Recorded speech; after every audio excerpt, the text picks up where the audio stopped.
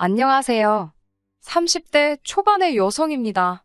얼마 전까지는 결혼을 앞두고 있었어요. 결혼을 약속했던 남자친구와는 지금은 남남이 되어버렸습니다. 결혼을 장사로 생각하려던 것도 모자라 아들 장가 보내는 걸 핑계로 어떻게 한몫 챙겨보려던 남자친구 어머니에게 질려서 그렇게 되었네요. 자랑할 만한 일은 아니지만 그래도 어디 말하지도 못할 일이라서 쉬쉬하고 있다가 이렇게 제 속이나마 조금 후련해보고자 이렇게 사연을 적게 되었습니다. 저와 남자친구는 술자리에서 만났습니다. 모처럼 친한 여자친구들하고 모였던 자리인데 우연히 남자친구 테이블과 합석을 하게 되었어요. 저는 그런 자리를 좋아하지 않는데 다른 친구들이 원하니 어쩔 수가 없었네요. 그러다 남자친구와 바로 옆에 앉게 되었고 몇 마디 이야기를 나누게 되었는데 생각보다 말이 너무 잘 통하는 거예요. 어느덧 시간은 늦어 집에 가야 할 시간이었고 남자친구가 다시 한번 만나고 싶다면서 제 연락처를 물어보더군요. 저도 술이 어느 정도 오른 탓에 제 연락처를 주긴 했지만 진짜 연락이 올 거라곤 생각지 못했습니다. 하지만 이튿날 남자친구가 저에게 잘 들어갔냐며 연락을 해왔고 그 일을 계기로 저희는 2주 동안 5번이나 더 만났어요. 대화도 잘 통하고 취향도 비슷해서인지 금방 사귀는 사이가 되었습니다. 남자친구와 사귀고 1년 정도 지나자 남자친구는 저를 자기 가족에게 소개시키고 싶어 했습니다. 하지만 저는 결혼에 대한 확신 없이 굳이 가족까지는 만날 필요가 없다고 생각했어요. 이유가 어떻든 사람끼리 만나면 정이 들기 마련인데 제가 남자친구랑 헤어지기라도 하면 마음 아프니까요. 그렇게 1년이란 시간이 더 흐르고 제 생일이었습니다. 남자친구가 저에게 프로포즈를 해왔어요. 꿈에 그리던 장미꽃에 촛불이 켜져 있는 그런 로맨틱한 프로포즈는 아니었지만요.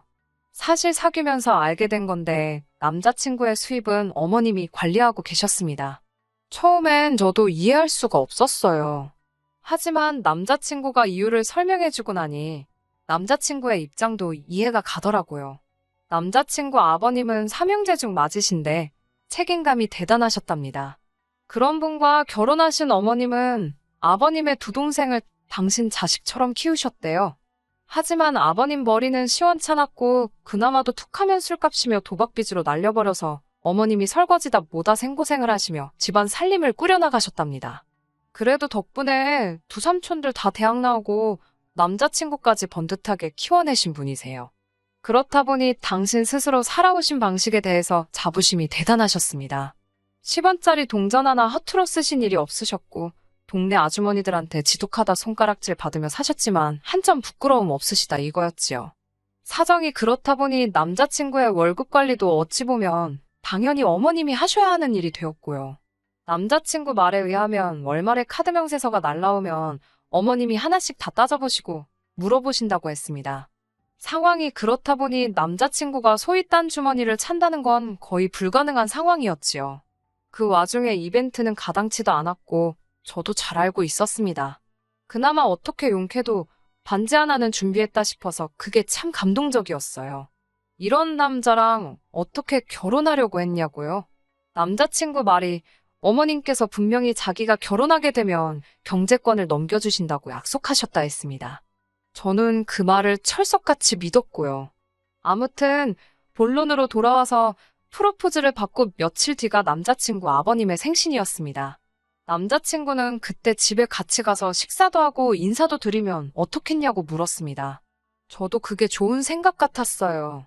아버님이 좋아하신다는 홍삼 세트와 어머님 선물로 꽃바구니를 준비했어요. 나름 선물 중에서는 무난하다고들 하는 걸로 준비를 했는데 저는 이걸로 욕을 먹게 될 줄은 정말 상상도 하지 못했습니다. 저도 본가가 서울이었고 남자친구도 본가가 서울이었기 때문에 이동 자체가 어렵거나 복잡하지는 않았습니다.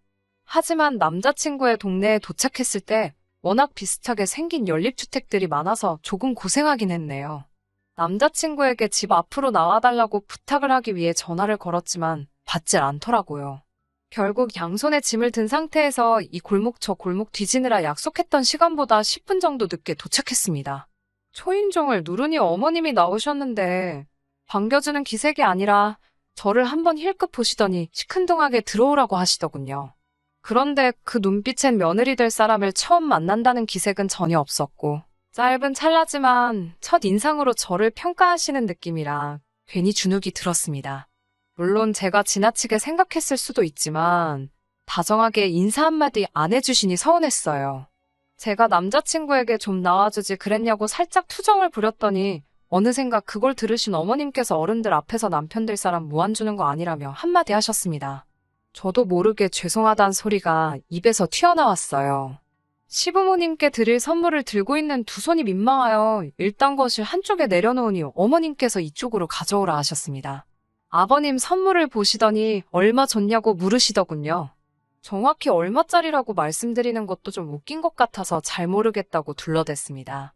그러자 당신 핸드폰을 꺼내서는 검색을 해보시더라고요. 가격이 궁금하신 그 마음이 이해가 안 되는 건 아니지만 그래도 그렇지 사온 사람이 앞에 있는데 저를 바로 앞에 두고 그게 얼마나 하는지 가격을 찾아보는 건 예의가 아니지 않나요?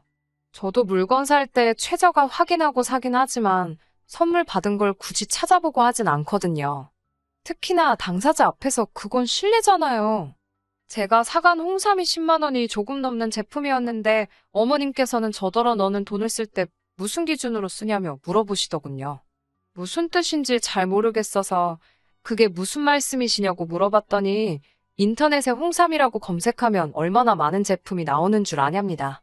저는 아버님 드릴 거라서 제일 유명한 회사거로 산 거라고 말씀드렸더니 저보고 세상 물정을 그렇게 모르냐고 그게 다 상술에 놀아나는 거라고 홍삼이 다 거기서 거기지 회사가 너 같은 애들 꼬시려고 얼마나 광고에 돈을 많이 쏟아붓는 줄 아냐면서 다음부터는 제일 싼 거로 사오던지 아니면 그냥 돈으로 가져오라고 하셨습니다. 비록 제가 홍삼을 직접 만든 건 아니지만 엄연히 제 마음과 성의가 들어간 건데 그렇게 말씀하시니 너무 야속하게 느껴졌습니다. 하지만 어머님은 제 불편한 마음은 눈치채지 못하셨는지 하시던 말씀을 계속하셨어요. 꽃 같은 것도 나가면 길바닥에 천지가 꽂히고 풀떼기라면서 이런 걸 왜 돈 주고 사냐고 하셨습니다. 꽃이 보고 싶으면 산에 가면 된다고요. 그러면 공기도 좋고 건강도 좋아진다며 당신 아들이 벌어다 주는 돈을 앞으로 제가 이렇게 허투루 쓸까봐 겁난다 하시더군요. 남자친구 딴에는 어떻게든 제 편을 들어주려고 원래는 제가 엄청 아껴 쓰고 절약하는 성격인데 오늘은 인사 온다고 잘 보이고 싶어서 돈을 쓴 거라고 어머님더러 이해해 주랍니다. 그러면서 저한테 얼른 죄송하다고 다음부터는 한 번 더 생각하겠다고 사과드리래요. 너무 황당하고 어이가 없었는데 얼떨결에 남자친구가 말하라는 대로 말씀드렸습니다. 내 돈 주고 사가지고 온 선물을 가지고 죄송하다고 사과를 드렸네요. 다음에는 어머님이 말씀하신 대로 미리 잘 알아보고 하겠다고요. 밥 먹는 동안에는 대화 아닌 대화가 오갔습니다. 어머님은 계속해서 물가가 올랐다. 계란은 그래도 어디가 싸다. 뭐 정말 돈하고 관련된 이야기만 하셨고 아버님은 식사를 어찌나 빨리 하시는지 말도 못 붙이겠더라고요. 그나마 착한 남자친구가 어머님이 말씀하시는데 맞아요 네네 하면서 맞장구만 쳐주고 있었고 저는 말 그대로 꺼다 놓은 보릿자루 마냥 구석에 있었습니다. 게다가 정말 마음 상하는 일이 있었는데요. 사람이 넷인데 갈치는 세 토막만 올라와 있더라고요. 하신다는 말씀이 마트에 갔는데 한 팩에 5,000원이더래요. 그 말이 진짠지 어쩐지는 모르겠지만요. 그러면서 어머님이 먼저 한 토막 집어가시고 아버님 한 토막 집어가시니 당연히 한 토막이 남았지요. 남자친구가 그 남은 한 토막을 저 먹으라고 제 앞으로 밀어주더군요. 그러자 어머님이 남자친구에게 그럼 넌 뭘 먹냐며 벌써부터 여자한테 다 퍼준다 어쩐다 하시더니 당신 거 먹으라고 하시며 어머님 밥 위에 올라갔던 갈치 한 토막을 남자친구에게 주셨습니다. 그 모습을 보는데 제가 그 남은 마지막 한 토막을 먹었다간 곱게 소화 못 시키겠다 싶더라고요. 결국 남자친구에게 생선은 잘 못 먹는다고 너나 먹으라고 줘버렸습니다. 제가 살면서 갈치를 못 먹어본 것도 아니지만 어째서 마음 씀씀이가 저러신가 불쌍한 생각까지 들더라고요. 코로 들어가는지 입으로 들어가는지 알 수 없었던 식사를 마치고 거실에 모여 앉았습니다. 언제 깎아두신 건지 모를 정도로 갈색으로 변해버린 사과를 꺼내오시더라고요. 남자친구는 아무렇지도 않은 듯 먹었지만 저는 차마 손이 안 가더군요. 그 모습을 본 아버님께서 어제 먹던 거를 손님한테 내오는 사람이 어딨냐고 어머님한테 한마디 하셨습니다. 그러자 어머님께선 이거 생반 변한 거지 맛은 똑같다면서 먹어도 안 죽는답니다. 보다 못한 아버님이 부엌에 가셔서 사과 2알 가지고 오셨는데 그것마저도 멍이 든 사과였습니다. 그제서야 이게 어머님 원래 생활 방식이라는 생각이 들더라고요. 누구도 바꿔놓을 수 없을 거란 것도 알 수 있었고요. 다른 사람들은 예비 시댁에 인사를 드리러 갈 때 어떤 마음가짐으로 가는지 모르겠지만 저는 저만 평가받으러 가는 자리라고 생각하지 않았어요. 예비 시부모님도 당신들의 기준을 가지고 저를 평가하시겠지만 저도 제 나름의 기준으로 그분들이 어떤 분들인지 파악하러 가는 자리라고 생각했습니다. 그런 의미에서 오늘 만난 남자친구의 부모님은 어려운 분들이셨어요. 그나마 아버님은 어머님의 기세에 눌려서 그렇지 별나신 분은 아니신 것 같았어요.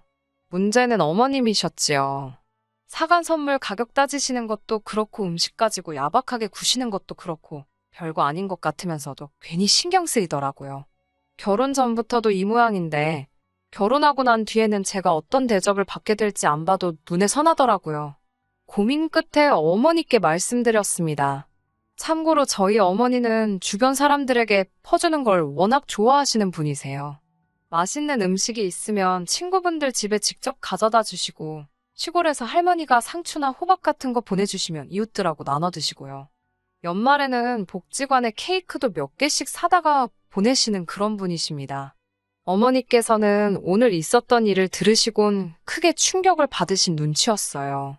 절대로 저희 어머니처럼 사는 게 옳고 남자친구 어머님처럼 사는 게 그르다는 건 아니에요. 평생을 남으로 지내온 집안인데 각자 살아온 방법이 있을 테고 그 방법에 정석이라거나 우선순위가 있다고 생각하지는 않습니다. 하지만 저희 집이나 남자친구 집안의 분위기가 서로 판이하게 다르다는 건 사실이었잖아요. 저희 어머니께서도 곰곰이 생각하시다가 저에게 아무래도 이 결혼을 하게 되면 제가 마음고생을 많이 하게 될 것 같은데 그래도 하고 싶냐고 물으셨습니다. 솔직히 저도 그럴 것 같아서 무섭긴 한데 남자친구와 얼마나 만나왔고 제가 얼마나 만나온 건 둘째 치더라도 남자친구는 정상적인 사람이고 생각하는 것도 어머님과는 다르다고 결혼을 한다고 해서 내가 남자친구 어머니와 살게 될 것도 아닌데 남자친구 문제가 아니라 어머니 때문에 결혼을 하지 않는 게 맞는 건가 솔직히 헷갈린다고 말씀드렸습니다. 그러자 어머니께서 그럼 상견례부터 먼저 진행해 보는 게 어떻겠냐고 엄마 대 엄마로 만나보고 서로 조율할 수 있는 게 있다면 다시 이야기해보는 게 방법이 아니겠냐며 저를 달래주셨습니다. 그렇게 상견례 자리까지 갖게 되었습니다. 남자친구 말이 부모님이 차가 없으시니 집에서 가까운 쪽에 자리를 잡기를 원하신다고 하는데 그래봤자 양가가 다 서울인데 서울만큼 대중교통이 잘 되어 있는 곳이 또 어디 있다고 뭐하러 남자친구 부모님 편의만 받으리냐 하는 생각이 들었어요. 아마 오기가 생겨서 더 그랬을 거예요. 그래서 대중교통을 이용하면 양가에서 거의 중간쯤에 위치한 곳에 장소를 잡게 되었습니다. 그래도 찾고 찾아서 상견례 장소로 아주 유명한 한정식집으로 잡았어요. 다른 식당도 많았지만 상견례라고 하면 사실 한정식집에서 하는 게 가장 무난하잖아요. 그런데 남자친구 어머님께서는 메뉴를 보시더니 혼잣말처럼 집에서 맨날 해먹는 게 한식인데 뭐하러 이 먼 곳까지 나와서 이 비싼 돈을 주고 쌀밥을 또 사 먹느냐며 중얼거리시더군요. 그런데 그 소리가 다른 사람들도 들을 수 있을 정도로 컸기 때문에 순식간에 분위기가 냉랭해졌지요.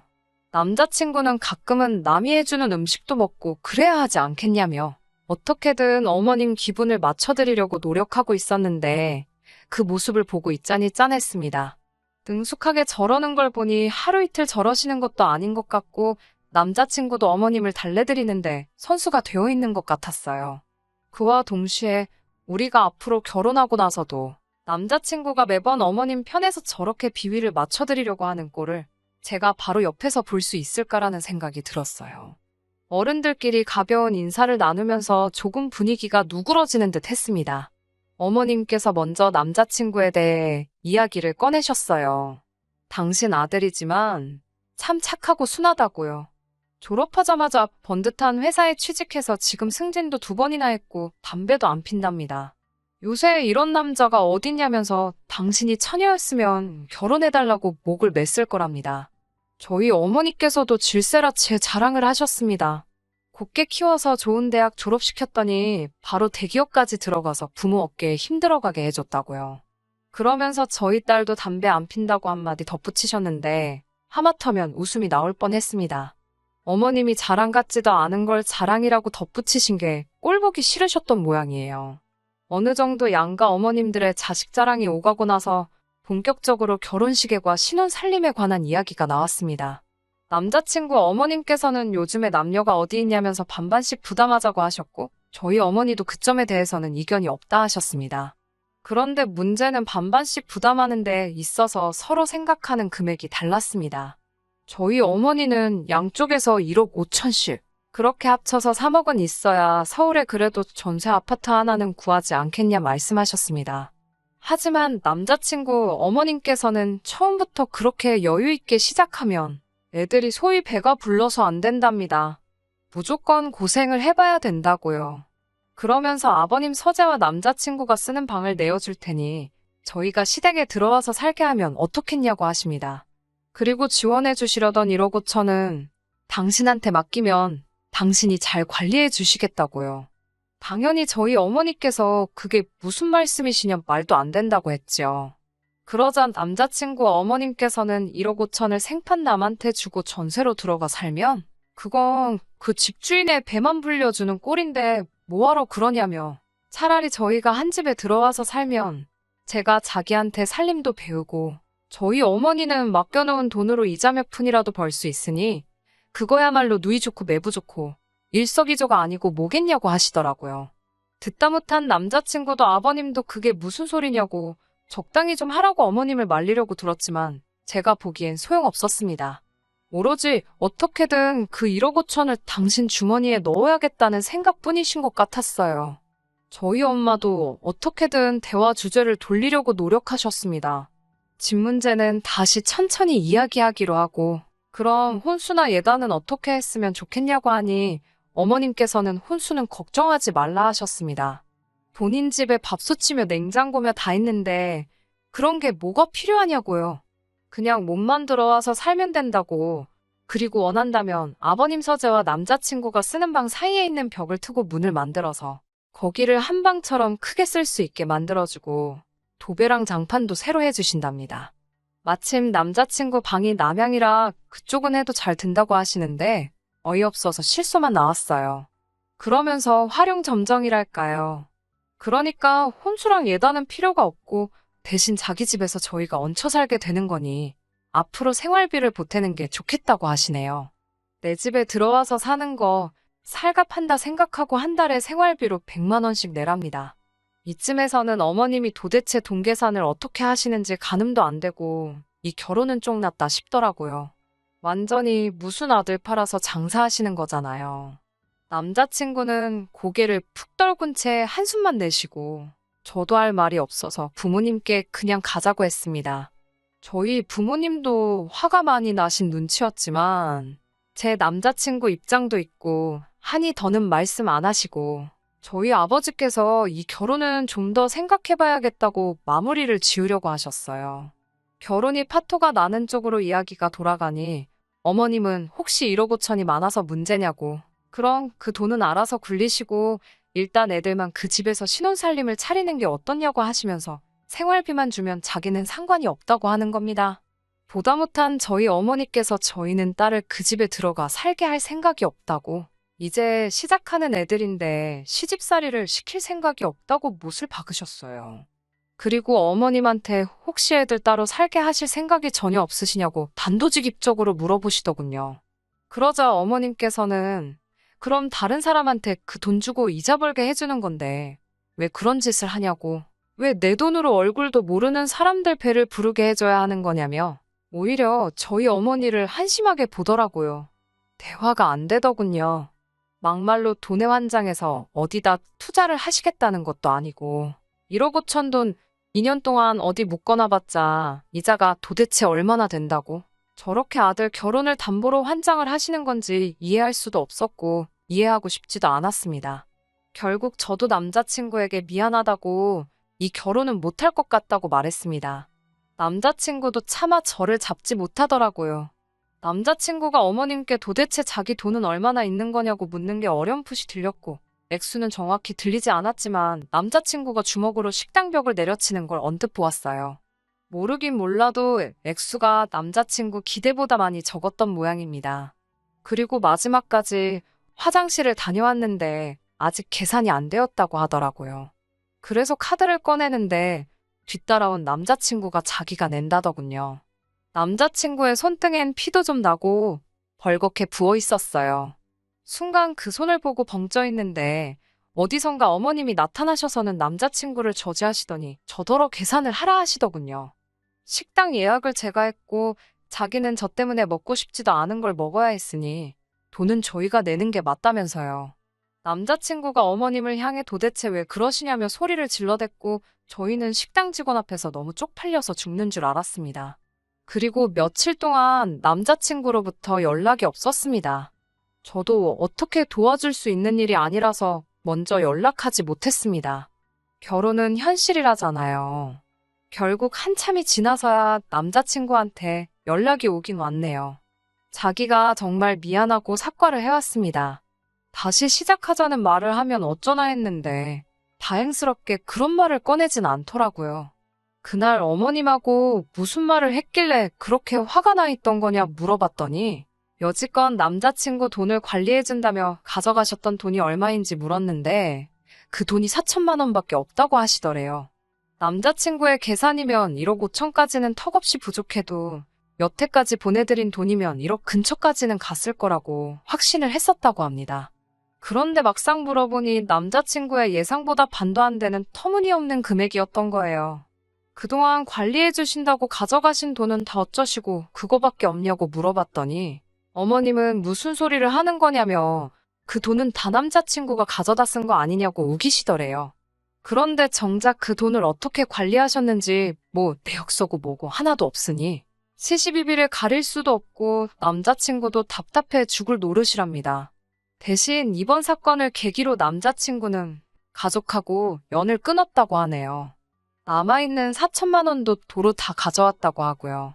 미련이 남은 건 아니지만 혹시나 자기가 돈을 많이 모아서 다시 한번 제 앞에 설 수 있는 상황이 되면 그때 자기를 다시 만나줄 수 있냐고 물어보더라고요. 안쓰럽게 말하는 남자친구 모습에 마음이 아프긴 했지만 제가 어떻게 해줄 수 없는 일이라는 건 누구보다 잘 알고 있었어요. 당장 지금은 연을 끊었다고 할지는 몰라도 부모님과 어떻게 무자르듯 연을 그렇게 쉽게 끊어버리겠어요? 그래서 그냥 앞으로 서로 좋은 사람을 만날 수 있게 기도하자고 했어요. 남자친구도 저보다 좋은 사람을 만날 것이고 저도 남자친구보다 더 좋은 사람을 만날 수 있도록 말이에요. 남자친구도 제 말이 무슨 뜻인지 알았는지 더 길게 이야기하지는 않더라고요.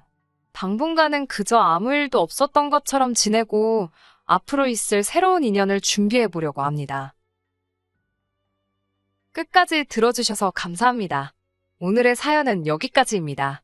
구독과 좋아요, 알람 설정 부탁드리고 더 좋은 사연으로 다시 찾아뵙겠습니다. 감사합니다.